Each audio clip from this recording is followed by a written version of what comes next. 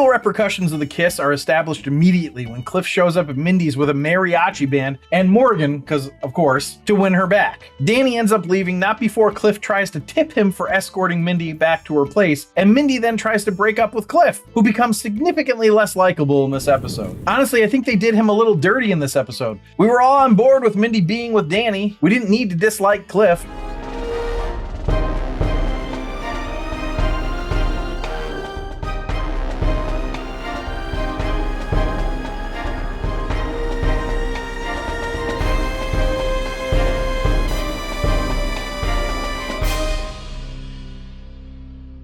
Welcome back to another episode of The Rank. I'm John, and today we're going to be ranking the next episode of The Mindy Project. Now, for those of you who are new to the show or just can't remember this for some reason, here's the agenda. First, we start with the potent notables, which are just a couple interesting facts or tidbits I found out about the episode or series. Then I go into the episode overview, which is where I talk about everything that happened in the episode from beginning to end. And then we do the namesake of the show, The Rank, where I rank the episode in 5 categories on a scale of 1 to 5, 1 being the worst, 5 being the best, all to find out what is the best sitcom of all time. We take a sitcom, we rank every single episode, we take the average of those rankings, and that is the series ranking. So, in this case, we're doing The Mindy Project, and today, we're ranking the 15th episode of the second season of The Mindy Project called French Me, You Idiot, written by Jack Burdett and directed by Paul Lieberstein. Now, just so you know, there will be spoilers ahead. Now, for any of you who have been watching these episodes for a while, if you haven't already, please subscribe and or follow, comment. You can email me at info@therankpodcast.com. I will respond to your suggestions, questions, comments, whatever. And if you super duper like it, please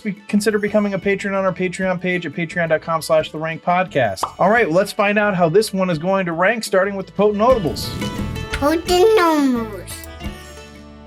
The 15th episode of the second season aired Tuesday, April 1st, 2014. There was a jump from January 21st to April 1st here that I'm sure some noticed. Apparently, Fox cleared their slate to do special programming, especially sports. They also wanted to stack new episodes, and it gave a good cliffhanger gap after the big kiss. Did it work out for Mindy? Not particularly. They doubled up 2 episodes, this one and the next one, and had Mindy in the 9 and 9:30 p.m. slots. And together, they got 1.9 million viewers, which is a pretty significant drop and the worst total I've seen for any new episode of Mindy. Glee was its lead-in, and that didn't do that fantastic with only 2.6 million, but still 700,000 more than Mindy. At least Mindy still beat what was on the CW, which was the 100, which only had 1 million. Now, since we're focusing on the 9 p.m. episode, I'm going to focus on that time slot for competition. It lost to The Goldbergs on ABC, which had 4.7 million viewers. NBC had About a Boy, which got 7.2 million viewers.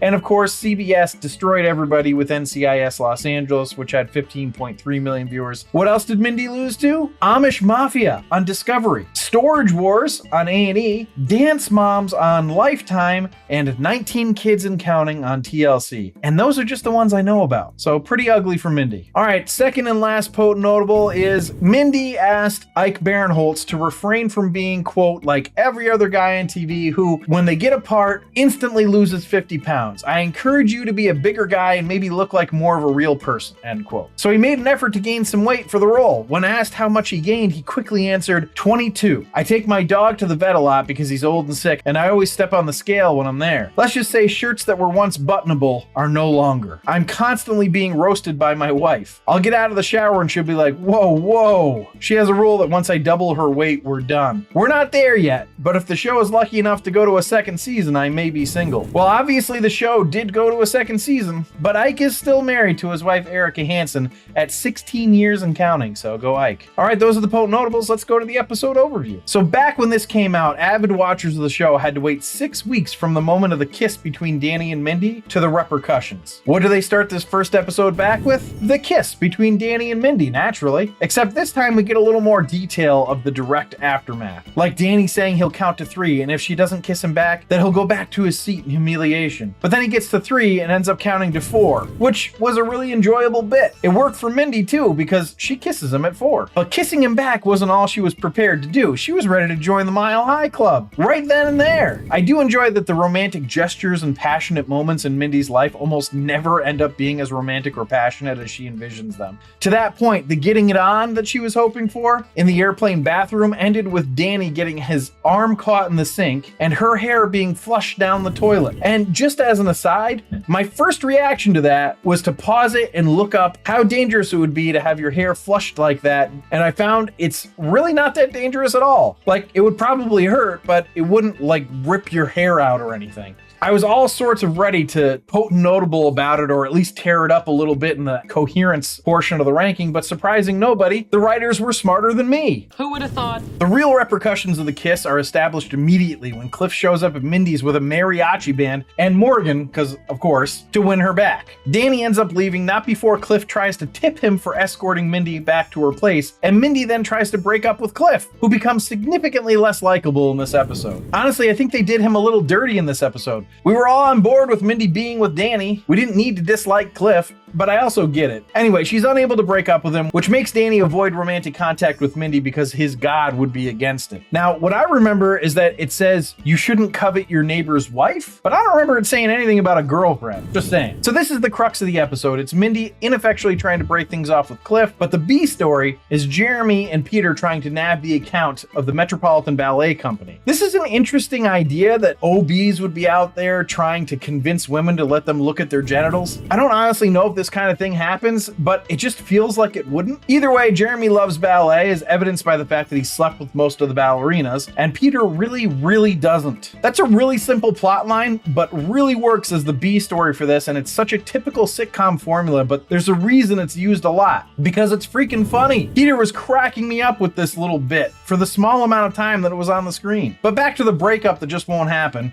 Mindy tries again, only for Cliff to find out that his grandmother has passed away and he's devastated by it. So now Mindy feels obligated to wait until after she's buried. Honestly, I get this. It's silly, but you don't want to break up with someone right after they've lost someone. Now, if Cliff was a giant dick, then sure, but he's ostensibly a nice guy. Though I definitely had some concerns when he said that if he were left alone after finding out his grandmother died, that he would murder a homeless person. And when he backpedaled, he just backpedaled to, he'll definitely kill something, just not a homeless person. That's not the best backpedal. Now we get some more shenanigans between Mindy and Danny, where Danny is questioning Mindy about cheating on him with Cliff, which was a little absurd, and Danny insists on going to Cliff's grandmother's funeral. Another little monkey in the wrench is that Cliff is convinced that Mindy is a great writer because of the letter Danny helped her write to Cliff. So Cliff asks Mindy to write the eulogy. Again, you would expect that it would be terrible and that he would read it and it would be awful and all that jazz. It was exactly that, and yet it still definitely worked. Mindy's embarrassment sparks, as Mindy would put it, Danny's horniness for kisses, and they can't wait any longer and start making out in the church. If you're thinking Cliff will catch them, you'd be wrong. The bad thing that happens from it is they catch the church on fire while the gig is up. Mindy ends up coming clean to Cliff, who promptly punches Danny in the face and says that his grandma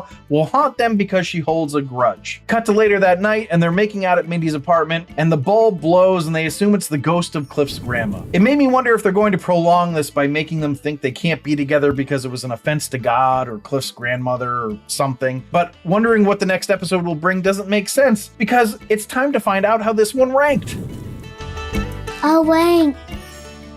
So the rank is where I rank the episode based on 5 categories: story, acting, dialogue, episode coherence, and character relatability. I rank it on a scale of 1 to 5, 1 being the worst, 5 being the best. And then I have a laugh counter where I add up the amount of times the episode made me laugh out loud. 1 point per laugh out loud gets added to the score. Now, before I dive into the rankings, I just want to say, if you're enjoying this episode, please leave a like down below. It really does help us out, helps the show grow. But the first category is story, which I gave a 4.5. I really enjoyed this story. I like a simple story. Mindy needs to break up with Cliff, and she has trouble doing it. On top of that, we get a simple B story in which Peter has to land a ballet account for them, and he hates the ballet. I mean, this is good stuff. Simple. So let's go to acting, which I gave a 4.5 as well. I enjoy the acting a lot in this. I did feel like Glenn Howerton may have noticed the desire to make his character unlikable seemingly out of nowhere, because he didn't seem to really bring it as much this episode, but he was still really good. So let's go to dialogue, which I gave a 5. Fantastic. One of the funniest episodes we've done in a while. I thought everything worked. Everyone was clicking. The jokes were sharp. sharp, but not too clever. It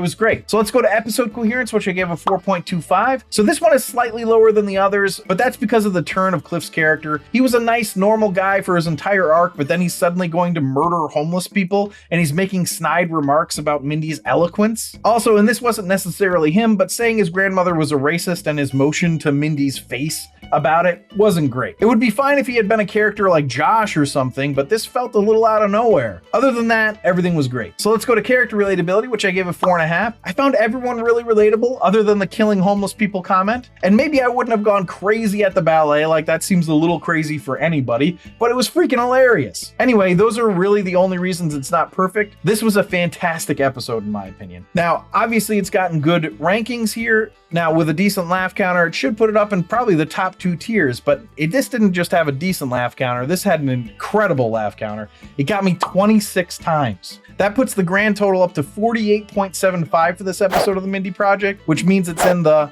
meaning of life. As for the series average, it goes up to a 35.8, moving it just that little bit further into the Holy Grail. So thanks for listening and or watching. If you'd like to see a list of our episode and series rankings, you can do that on our website at therankpodcast.com. Remember to subscribe, review, and comment, and please consider supporting us on our Patreon site at patreon.com/therankpodcast, where you can get access to all of our archived episodes. And remember, if you enjoyed this episode, please leave a like down below. It really does help us out. But I will leave you with this. Why was Cliff so upset about losing Mindy to Danny? Because lawyers hate losing in courtship. Fool this man!